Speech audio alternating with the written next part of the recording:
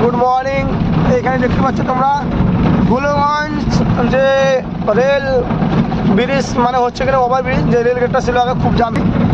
তোমরা দেখছো জাস্ট আমরা সেই ওভার ব্রিজের নিচে মানে তোমাদেরকে আমরা দেখাচ্ছি। মানে ওভার ব্রিজটা হলে অ্যাকচুয়ালি মানে এখানে কোনো জাম থাকবে না, অনেক সুবিধা হবে। কেননা এখানে রেল লাইনটার জন্য মানে অনেক মানুষের প্রবলেম হতে হয়, অ্যাম্বুলেন্স এসে দাঁড়িয়ে দেখো মানে ইমার্জেন্সি কাজগুলো মানে এইখানে আসে। তোমরা তো জানো যে রেল লাইনে কিন্তু দাঁড়াইতে লাগে। এই হচ্ছে সেই ওভারব্রিজ হচ্ছে আজকে কিন্তু এই যে রেল লাইন। আর জাস্ট বড়ো ভাই জানি না কী লোক করেছে গাড়িতে, ভালোই হাই হয়েছিল।